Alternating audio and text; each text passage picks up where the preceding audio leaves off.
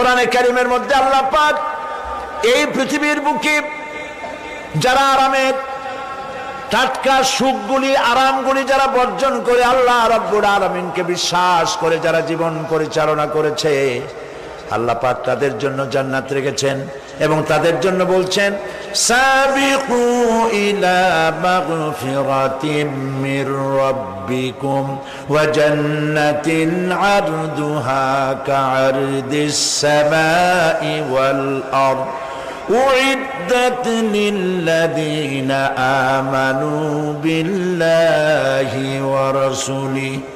আল্লাহ পাক বলেন প্রতিযোগিতা করো আল্লাহর মাগফিরাত কামনার জন্য আর জান্নাতে যাওয়ার জন্য প্রতিযোগিতা করো, আল্লাহর রহমত পাওয়ার জন্য সৎ কাজের প্রতিযোগিতা করো, তাহলে আল্লাহ রাব্বুল আলামিন তোমাদেরকে ক্ষমা করবেন আর তোমাদের জন্য এমন জান্নাত দিবেন যেই জান্নাত আকাশের বিশালতার জমিনের বিশালতার মতো।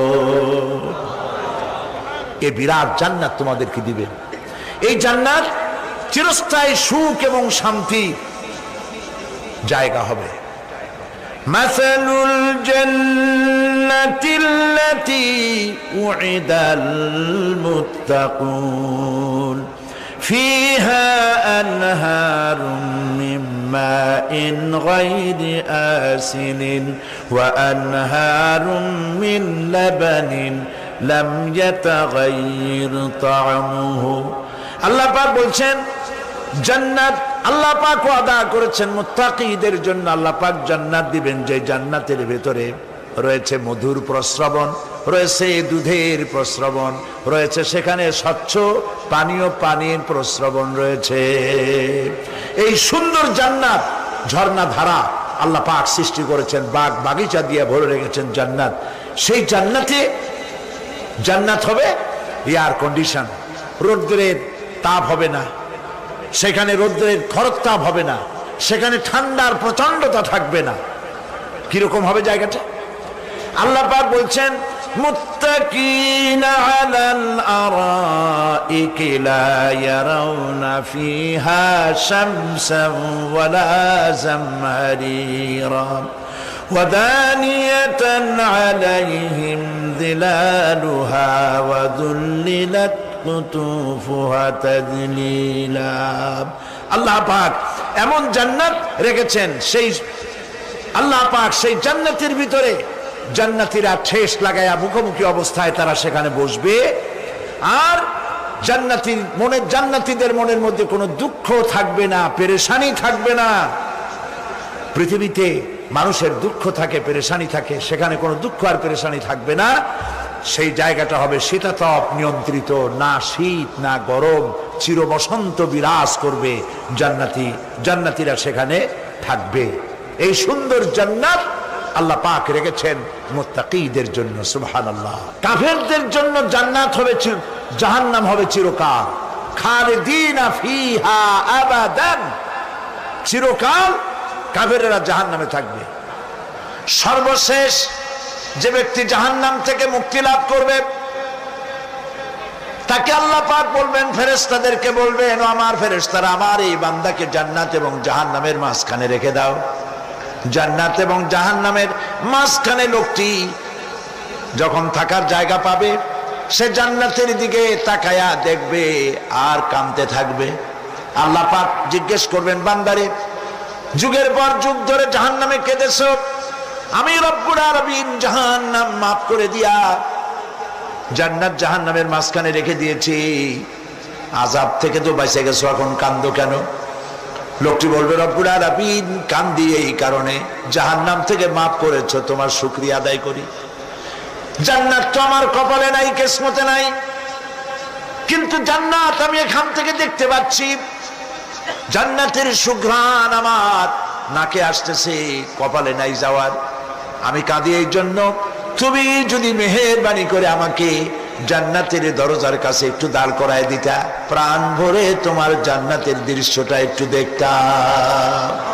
আল্লাহ পাক তার আরজি পূরণ করবেন, বলবেন যাও, ফেরেশতাদের বলবেন এর জান্নাতের দরজার কাছে দাঁড় করায় দাও। জান্নাতের দরজার কাছে দাঁড়িয়ে লোকটি আবার কান্না শুরু করবে। আল্লাহ পাক প্রশ্ন করবেন, এবার কান্দো কেন? লোকটি বলবে রব্বুল আলামিন কান্দি এই কারণে জান্নাতের এই দরজায় দাঁড়ায়া, জান্নাতের অফুরন্ত নেয়ামত কিছুই ভালো করে দেখা যায় না, শুধু অল্প জায়গা দেখি। যদি তুমি আমারে দয়া করে জান্নাতের মাঝখানে দাঁড় করায় দিতা, চতুর্দিকে তাকায়া তাকায়া দেখা কলিজারে ঠান্ডা বানাইতাম। তবে আমি ওয়াদা করি জান্নাতের কোনো নাজ নেয়ামত, কোনো ফল আমি খাবো না, ধরবো না, সইব না। একটুখানি মেহেরবানি করে মাঝখানে দাঁড় করাইয়া দাও, জান্নারে ঠান্ডা করি। আল্লাহ রাব্বুল আলামিন ফেরেশতাদের বলবেন আমার এই বান্দারে জান্নাতের মাঝখানে দাঁড় করাইয়া দে। আল্লাহর নবী বলেন জান্নাতের মাঝখানে দাঁড়িয়ে লোকটি আগের চাইতে আরো জোরে চিৎকার মেরে কাঁদতে থাকবে। আল্লাহ পাক বলবেন বান্দারে কি হলো তোর? দরজার কাছে আসতে চাইছিলে, আইনা দিলাম। আবার এবার মাঝখানে আসতে চাইছো, তাও এনে দিয়েছি। আবার কান্দো কেন? লোকটি বলবে রব্বুল আলামিন এবার কান্দি এই জন্যে তুমি যখন দয়া করে একটিবার জান্নাতের মাঝখানে এনে আমাকে দাঁড় করায় দিয়েছো, তুমি রহমান রহিম গফুরুর রহিম, এই জান্নাত থেকে আবার আর বাইর করে দিও না। আল্লাহ রাব্বুল আলামিন বলবেন ও আমার বান্দারে, আমার এই জান্নাত তোর খুব পছন্দ হয়েছে নাকি? লোকটি বলবে রব্বুল আলামিন কলিজা ঠান্ডা হয়ে গেছে, ভাবতেও পারি নাই জান্নাত এত সুন্দর। আল্লাহ পাক বলবেন বান্দারে এরকম একটি নয়, দুইটা নয়, তোর জন্য আমি 10টা জান্নাত এরকম রিজার্ভ করে রাখছি। সুবহানাল্লাহ। আল্লাহ পাককে ভয় করে পৃথিবীর সমস্ত পাপ থেকে যারা নিজেকে রক্ষা করবে আল্লাহ তাদের জন্য এই জান্নাত রেখে দিয়েছেন। সুবহানাল্লাহ। সেই জান্নাতের রিসিপশন আপনারা আন্দাজ করতে পারবেন না। রিসিপশন কারে কয়? কি এর প্রধানমন্ত্রী আর প্রেসিডেন্ট, 4-5টা পুলিশ আর আর্মি আসে একটা ফট করে সেলুট মারলো, বাস শেষ হয়ে গেল, এরকম না। জান্নাতীদেরকে রিসিপশন দেওয়া হবে। জান্নাতীরা যখন আল্লাহর হুকুমে জান্নাতের দিকে যেতে লাগবে, আর যখন জান্নাতের কাছে চলে যাবে আল্লাহ রাব্বুল আলামিন শোনায় দিচ্ছেন হাত্তা ইযা জাউহা ফুতিহাত আবওয়াবুহা ওয়া ক্বালা লাহুম খাজানাতুহা সালামুন আলাইকুম তিবতুম ফাদখুলুহা খালিদিন। সুবহানাল্লাহ। জান্নাতীরা যখন জান্নাতে প্রবেশ করার দরজার মুখোমুখি হবে, দ্বার রক্ষীগণ তখন বলবে সালামুন আলাইকুম, আল্লাহর শান্তি তোমাদের উপরে বর্ষিত হোক। সুবহানাল্লাহ। দুনিয়ার টাটকা টাটকা সুখগুলি 2 পা দিয়ে ঠেলে দিয়েছো, টাটকা সুখগুলি গ্রহণ করো নাই, হারাম খাও নাই, আল্লাহর দ্বীন কায়েমের জন্য রক্ত দিয়েছো, জীবন দিয়েছো, কষ্ট করেছো, আল্লাহকে ভয় করেছো। আমাদের সালাম গ্রহণ করো, জান্নাতের মধ্যে ঢুকে যাও চিরকালের জন্য। সুবহানাল্লাহ। আর বাইর হওয়া লাগবে না, চিরকাল এই জান্নাতের মধ্যে তোমরা বসবাস করতে পারবে। আল্লাহ রাব্বুল আলামিনের ফেরেশতারা বলে দিবেন। জান্নাতের মধ্যে আল্লাহ পাক হুরদের সঙ্গে জান্নাতীদের বিয়ের ব্যবস্থা করে দিবেন। কোরআনে কারিমে আল্লাহ পাক বলেন মুত্তাকিনা আলা সুরুরিম মাসফুফাতিন ওয়া যাওয়াজনাহুম বিহুরিন ঈন। সামনাসামনি ভাবে সাজানো সারি সারি আসন সমূহের উপর তারা ঠেস লাগায় বসে থাকবে, আর আল্লাহ রাব্বুল আলামিন হুরদের সাথে জান্নাতীদের বিয়ের ব্যবস্থা করে দিবেন। যেসব হুরের সঙ্গে বিয়ে হবে তাদের আল্লাহ পাক বিবরণ দিচ্ছেন কি রকম হবে তারা। লাম ইয়াতমিসহুন্না ইনসুন ওয়ালা জান, এর পূর্বে জিন এবং ইনসান এদেরকে কেউ স্পর্শ করে নাই। কি রকম তারা? কান্নাহুন্নাল ইয়াকুতু ওয়াল মারজান, যেমন ঝিনুকের ভিতরে মণিমুক্তা থাকে এইভাবে আল্লাহ পাক তাদেরকে পবিত্র করে রেখে দিয়েছেন। আমার প্রিয় ভাইরা, আল্লাহ রাব্বুল আলামিন কোরআনে কারীমের ভিতরে বলেছেন, ফাবিআইয়ি আলা'i রাব্বিকুমা তুকাযযিবান। জান্নাত দান করে আল্লাহ পাক এবার জান্নাতীদেরকে সম্বোধন করে বলবেন, ইয়া ইবাদি লা খাউফুন আলাইকুমুল ইয়াওমা ওয়ালা আনতুম তাহজানুন। হে আমার বান্দারা, লা খাউফুন আলাইকুমুল ইয়াওম, আজ আর কোনো ভয় নাই। সুবহানাল্লাহ, সুবহানাল্লাহ। আজ আর কোনো ভয় নাই, কোনো চিন্তাও নাই, আরামে এই জান্নাতের মধ্যে বসবাস করো। এরপরে আল্লাহ পাক জিজ্ঞেস করবেন, ও আমার জান্নাতীরা, আমি যেসব ওয়াদা করছিলাম আমার ওয়াদা মোতাবেক সমস্ত নিয়ামত পেয়েছো? তারা বলবে, হ্যাঁ পেয়েছি, সব নিয়ামত আপনার ওয়াদা মোতাবেক সব পেয়েছি। আল্লাহ রাব্বুল আলামিন বলবেন, সব পাও নাই, ওয়ালাদাইনা মাজিদ, আমার কাছে আরো বেশি আছে। সুবহানাল্লাহ, আমার কাছে আরো বেশি আছে। জান্নাতীরা বুঝবে না সে আরো বেশিটা কি, এর থেকে আর বেশি কি। প্রিয় ভাই সব, নবী করিম সাল্লাল্লাহু আলাইহি সাল্লাম বলেছেন, জান্নাতের সুখ আর শান্তি কোন চোখ নাই যা দেখেছে, যা কোন অন্তঃকরণ নাই যা কল্পনা করতে পেরেছে। এই জান্নাত মুত্তাকিদের জন্য আল্লাহ রাখছেন। সুবহানাল্লাহ। জান্নাতীরা ভাবতেও পারবে না সেই নিয়ামতগুলি কি। প্রিয় ভাই সব, সেই মুহূর্তে আল্লাহর নবী মুহাম্মদুর রাসূলুল্লাহ সাল্লাল্লাহু আলাইহি ওয়াসাল্লাম বলবেন, রব্বুল আলামিন, আমার উম্মতেরা জান্নাতীরা বুঝতে পারে নাই আপনার কাছে কি নিয়ামত আরো বেশি আছে। আমার এই উম্মতেরা জান্নাতীরা আপনার ওয়াদা মোতাবেক সব পেয়েছে, কিন্তু একটি জিনিস এখনো তাদের কিসমতে হয় নাই। সেই জিনিসটা হলো, যারা তার রবকে না দেখে শুধু কোরআন আর হাদিসের কথা শুনে আরবের ঘুম হারাম করে তাহাজ্জুদের নামাজ আদায় করেছিল, চোখের পানি ফেলেছিল, যারা জান্নাত দেখে নাই, জাহান্নাম দেখে নাই, আপনাকে ভয় করে যারা জীবন পরিচালনা করেছিল, যারা আপনাকে দেখে নাই, না দেখে শুধু কোরআন হাদিস বিশ্বাস করে যারা অকাতরে নিজেদের জীবন বিলায় দিয়েছিল, এই জান্নাতীরা এখন পর্যন্ত তার রবকে দেখতে পারে নাই।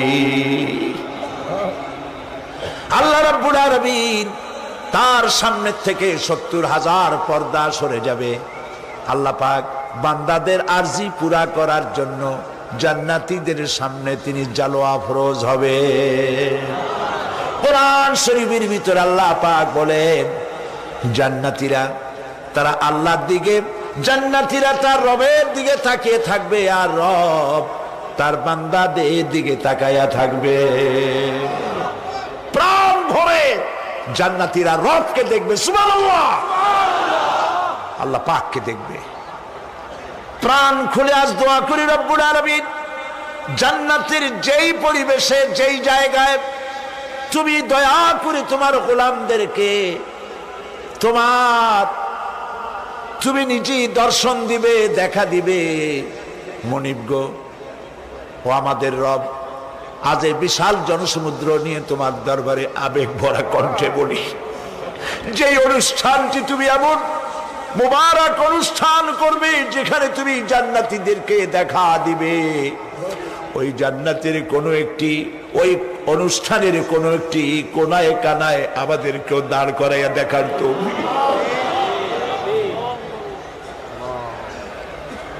প্রিয় ভাই সব, আল্লাহ রাব্বুল আলামিন মানুষের সামনে এত সব নিয়ামত রেখেছেন, এই জান্নাত দান করবেন। এরপরে আল্লাহ রাব্বুল আলামিন কোরআনে কারীমের মধ্যে বলেছেন, রব্বিস সামাওয়াতি ওয়াল আরদি ওয়া মা বাইনাহুমার রাহমানি লা ইয়ামলিকুনা মিনহু খিতাবা। এসব পুরস্কার রয়েছে তোমাদের সেই রবের পক্ষ থেকে, যিনি আকাশ আর জমিনের মালিক। সুবহানাল্লাহ বলবেন না? যার সামনে কথা বলার ক্ষমতা কারো হবে না। এটি একটি মারাত্মক কথা। কিয়ামতের দিন আল্লাহর দরবারে কেউ কথা বলতে পারবে না আল্লাহর নির্দেশ ছাড়া। একটি আকীদা পরিষ্কার করে নিয়ে যান আপনাদের। সে আকীদাটা এভাবে পরিষ্কার করুন, কোন পীর সাহেব, কোন খাজা বাবা, কোন মাওলানা, কোন মুহাদ্দিস, কোন বুজুর্গ আপনাকে সুপারিশ করতে পারবে না যদি না আল্লাহ পাক তাকে কথা বলার তৌফিক না দেন। মনে থাকবে এটা। আয়াতুল কুরসির ভিতরে আমরা পড়ি, মান যাল্লাযী ইয়াশফাউ ইনদাহু ইল্লা বিইযনিহি। আল্লাহ পাক বলেছেন কিয়ামতের দিন আল্লাহর দরবারে কার সাহস আছে কথা বলতে পারে? মান যাল্লাযী ইয়াশফাউ ইনদাহু ইল্লা বিইযনিহি। আল্লাহর অর্ডার ছাড়া, হুকুম ছাড়া আল্লাহর সামনে কথা বলার সেদিন কেউ থাকবে না। সুবহানাল্লাহ। কেউ কথা বলতে পারবে না। সুপারিশ করতে হবে আল্লাহ যারে বলেন তুমি করো, অমুকের জন্য করো, সেই ব্যক্তি শুধু তার জন্যই করতে পারবে, আর কেউ কথা বলতে পারবে না। সেই কঠিন হাসরের ময়দান, যেদিন শুধুমাত্র আল্লাহ পাক কথা বলবেন, আর যারে বলতে বলবেন সেই কেবলমাত্র বলতে পারবে। সুপারিশ এটি আল্লাহ পাক কিয়ামতে পারমিশন দিলে বলা যাবে। হযরত ইব্রাহিম আলাইহিস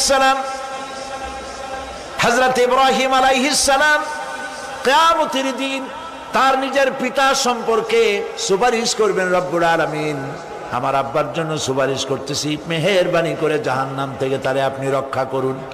আল্লাহ রব্বুল আলামিন বলবেন, ইব্রাহিম তোমার সুপারিশ মঞ্জুর হবে না। প্রিয় ভাই সব, একটু মাথা খাটান, চিন্তা করেন। জাতির পিতা কে? জাতির পিতা চিল্লায় বলুন, কলিজা সাফ করে ফেলুন। মুসলমানদের জাতির পিতা হাফিজ আবি কেউ হতে পারে না।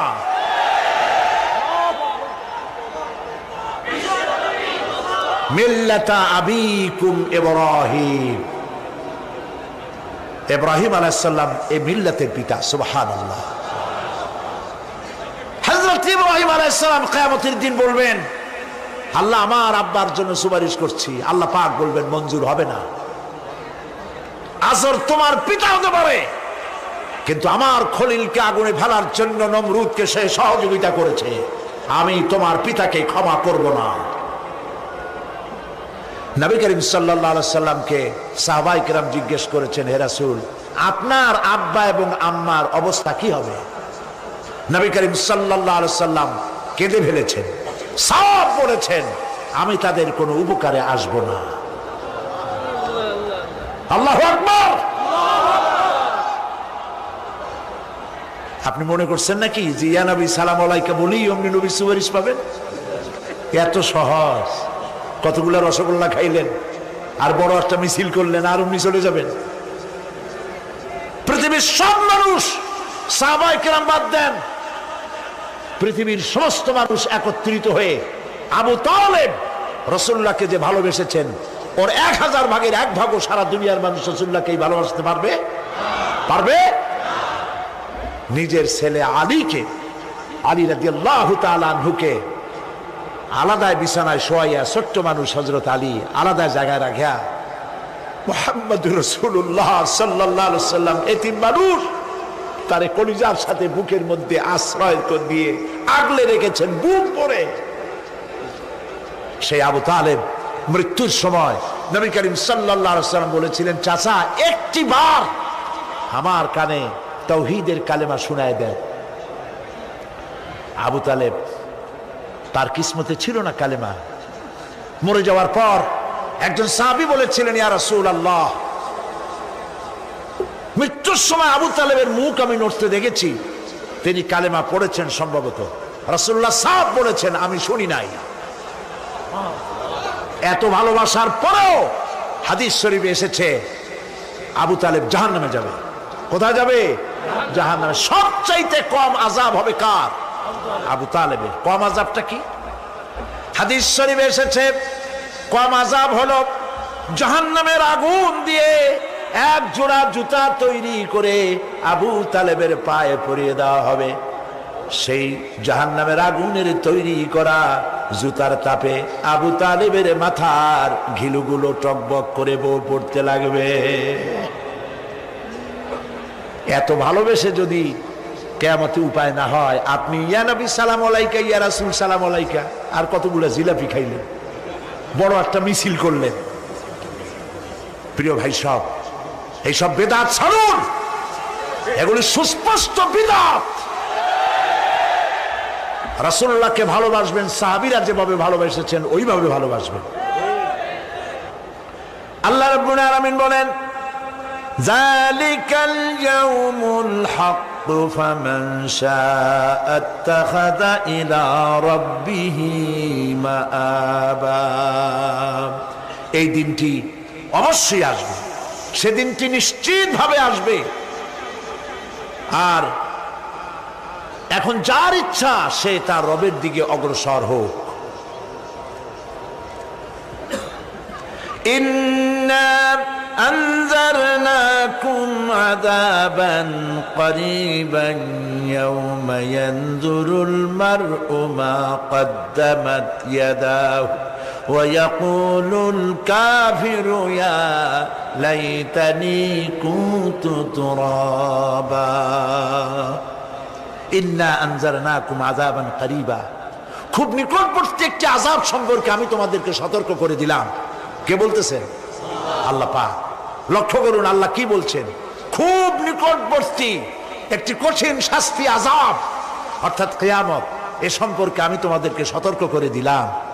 ইয়াউমা ইয়ানজুরুল মার'উ মা কদ্দামাত ইয়াদা, সেদিন প্রত্যেকটি লোক যা সে পাঠিয়ে দিয়েছিল এখানে, অর্থাৎ যা করেছিল সেগুলি সে দেখতে পাবে।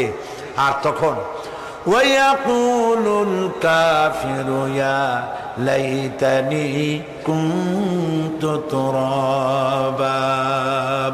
সেই কিয়ামতের ময়দানে অবস্থা দেখে কাফেররা বলবে, আহারে মানুষ না হইয়া যদি মাটি হইয়া যেতাম, যদি মাটি হতাম, যদি মানুষ না হয়ে না জন্মতাম, আজ এই হাসরের ময়দানে এইখানে এই বিচারের মুখোমুখি হতাম না, মাটি হইলে বরং অনেক ভালো হতো।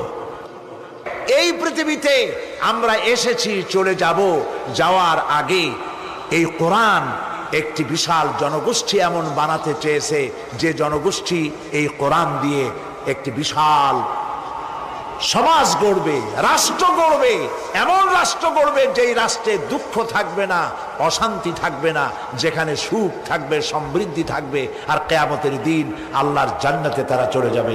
তেমন একটি সমাজকে আমরা চাই। সবাই বলেন সেরকম একটি সমাজকে আমরা চাই। প্রিয় ভাই সব, কিয়ামতের দিন আমরা যেতে চাই জান্নাতে। কোথায় যেতে চাই বলেন? জোরে বলেন। এই জান্নাতে যাওয়ার জন্য দুইটা কাজ করতে হবে। কয়টা কাজ? আল্লাহ রাব্বুল আলামিন বলেন, ফামান কানা ইয়ারজু লিকাআ রাব্বিহি ফালইয়ামাল আমালান সালিহান ওয়া লা ইউশরিক বিইবাদাতি রাব্বিহি আহাদা। আল্লাহ পাক বলেন, যে বাজারা আমার সঙ্গে দেখা করতে চায় কিয়ামতে, দুইটা কাজ করা লাগবে। বলেন কয়টা কাজ? একটা হলো নেক আমল। কি আমল বলেন? নেক আমল। নেক আমল কারে বলে? নেক আমল করতে হলে আবার দুইটা শর্ত লাগে। এক নম্বরে কাজটা করতে হবে আল্লাহরে খুশি করার জন্যে। কারে খুশি করার জন্য? একটা মাদ্রাসা বানাইছি যাতে লোকেরা বলে যে বড় একটা মাদ্রাসা বানাইছে, এই জন্য মাদ্রাসা বানাবেন, মসজিদ বানাবেন, হসপিটাল বানাবেন, যা কিছু করেন নিয়ত হবে আল্লাহকে খুশি করা। নিয়ত হবে কারে খুশি করা? আল্লাহ পাককে খুশি করা। এই হলো নেক আমলের প্রথম শর্ত, কাজ হবে আল্লাহকে খুশি করার জন্য। দুই নম্বরে কাজটি হতে হবে সুন্নতে নববী সাল্লাল্লাহু আলাইহি ওয়াসাল্লামের উপরে। মনে থাকবে, দাড়ি রাখবো। কেন রাখবো? রাসূলের সুন্নাত। রাখবো কারে খুশি করার জন্য? আল্লাহ খুশি করার জন্য। রাখবো কার মতো? রবীন্দ্রনাথের মতো, কার্ল মার্কসের মতো, কবির মতো নয়। রাখতে হবে কার মতো? নবীর মতো। বুঝে নেন, কাজটা হতে হবে আল্লাহকে খুশি করার জন্য। 2 নম্বরে কাজটা হতে হবে সুন্নতে নববী সাল্লাল্লাহু আলাইহি ওয়াসাল্লামের উপরে হতে হবে। তাহলে এই হলো 1 নম্বর। জান্নাতে যাওয়ার জন্য, আল্লাহর সাথে দেখা করার জন্য 1 নম্বরের কাজ হলো নেক আমল। বলেন 1 নম্বরের কাজ কি? 2 নম্বরের কাজ ওয়ালা ইউশরিক বিইবাদাতি রাব্বিহি আহাদা। আল্লাহ রাব্বুল আলামিনের ইবাদতের সাথে কাউকে শরীক স্থাপন করা যাবে না। আমরা যারা মুসলমান, অধিকাংশ মুসলমান শিরকের ভিতরে মুবতালা হয়ে আছে। বিশ্বাস করেন কিনা বলেন? কাফেরেরা তো মুশরিক আছেই, ওরা তো মুশরিক আছেই, কিন্তু আমরা মুসলমানেরা আমাদের আমলের মধ্যে, আমাদের অজান্তে সবের নিয়তে অনেক শিরক আমরা করে বসি। নাউজুবিল্লাহ। বলেন নাউজুবিল্লাহ। এই জন্য আমি বারবার সতর্ক করি, নিজেকেও করি, আপনাদেরকেও করি। এই কারণে করি, শিরকের গুনাহ আল্লাহ মাফ করবেন না। ইন্না শিরকা লাযুলমুন আযীম। শিরক মস্ত বড় অপরাধ, জুলম, আল্লাহ মাফ করবেন না। আল্লাহর কাছে কান্দে কান্দে মাপ চাওয়া লাগবে যে আল্লাহ শিরক থেকে আমাকে রক্ষা করো, বাঁচাও। অনেক গোপন শিরক আছে। মাজারে যান, পীর সাহেবের কাছে যান, মনে যদি নিয়ত থাকে উনি ফু দিলে আমি ভালো হবই, উনি তাবিজ দিলে আমার বাচ্চা হবেই, উনি আমারে দয়া করলেই আমার ব্যবসায় উন্নতি হবেই, এইটার নাম শিরক। এটার নাম কি? ওয়াইজা সাআলতা ফাসআলিল্লাহ ওয়াইজা ইসতাআনতা ফাসতাইন বিল্লাহ। যা বলার আল্লাহরে বলো, আর যা চাওয়ার কার কাছে চাও? চিল্লায় বলেন। কলিজাটাকে পরিষ্কার করে যান আজকের মাহফিলে। এই কলিজায় কারো প্রতি কোনো ভয় রাখবো না আল্লাহ ছাড়া। ভয় করবো কারে বলেন? মহব্বত আল্লাহ ছাড়া, এত বেশি মহব্বত আর কাউকে করব না। আল্লাহ তাআলা আমাদের কলিজায় তোমার ভয় এবং মহব্বত দিয়ে ভরে দাও। রাসূলের মহব্বত দিয়ে আমাদের দিলকে ভরে দাও। বিশ্বাস করুন ভাই সাহেব, কোরআন শরীফ আমার সামনে, বিশ্বাস করুন, দেশি পীর বিদেশি পীর, খাজা বাবা দেশি এবং বিদেশি, কেউ আপনার ভাগ্য বদলাই দিতে পারবে না। এই পিছনে দৌড়ায় দৌড়ায় কোনো লাভ নয়। এতক্ষণ মসজিদের ভেতরে বসে আল্লাহর কাছে কাঁদেন।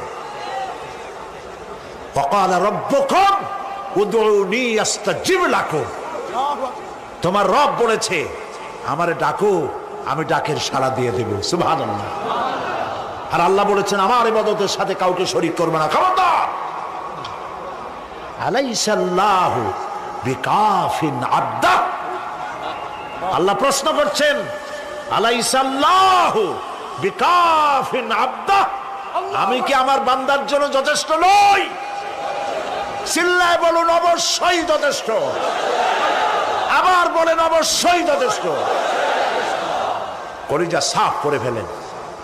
সম্রাট শাহজাহান, দিল্লির সম্রাট, হাবিজাবি সম্রাট না, দিল্লির সম্রাট। এখন কোথায়? কবরের মধ্যে।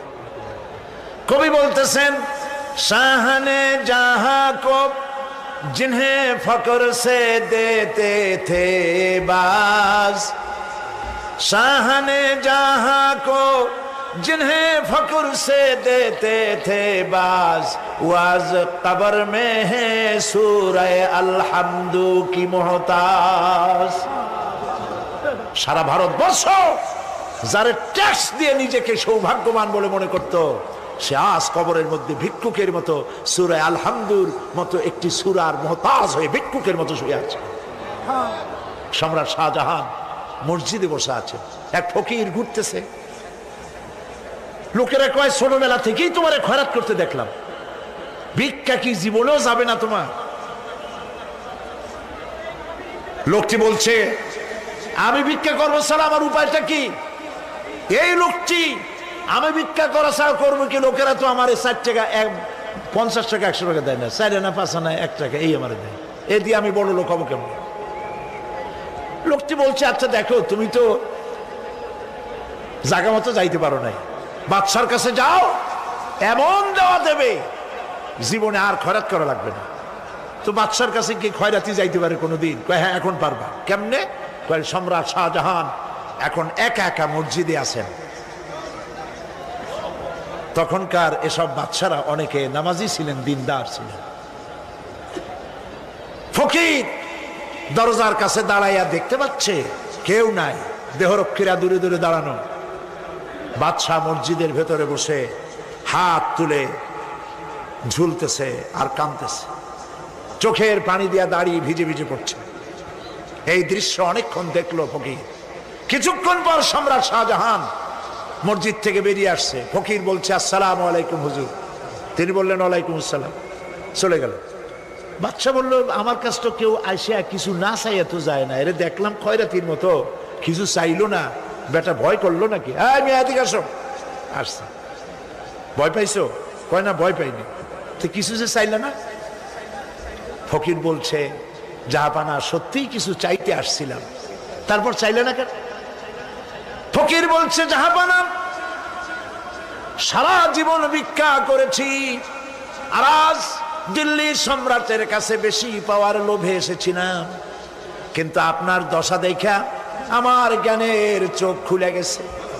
আমি লক্ষ্য করে দেখলাম, আমি সম্রাটের কাছে চাইতে এসেছি, হাত তুলি নাই, বিনয় প্রকাশ করি নাই, চোখের পানি ফেলি নাই, কিন্তু লক্ষ্য করে দেখলাম দিল্লির সম্রাট আমার চাইতেও বড় ভিক্ষুকের মতো। আবার কোন সম্রাটের কাছে হাত তুলে কান্দে? আমার জ্ঞানের চোখ খুলে গিয়েছে, আমি বুঝতে পেরেছি সম্রাট কান্দে যেই সম্রাটের কাছে, তারে ছাড়া আর কারো কাছে জীবনে চাইব না। এই কথাই সূরা ফাতিহায় প্রত্যেক দিন পড়ি, বুঝি না কি পড়ি। ইয়াকা না'বুদু ওয়া ইয়াকা নাস্তাঈন। আয় আল্লাহ, একমাত্র তোমার গোলামি করি আর তোমার কাছে সাহায্য চাই, তুমি ছাড়া কারো কাছে সাহায্য চাই না। কলিজা সাফ করুন। কোন মরা পীর, কোন জিন্দা পীর আপনার মনের আশা পুরা করতে পারবে না, পারবে না, পারবে না।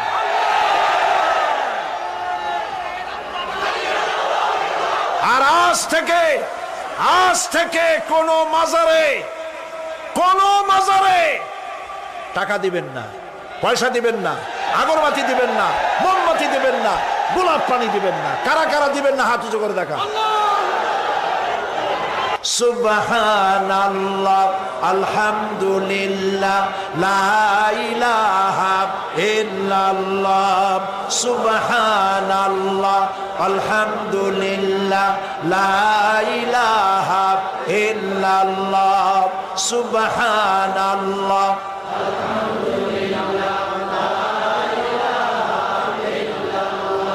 লা ইলাহা ইল্লাল্লাহ, মুহাম্মাদুর রাসূলুল্লাহ।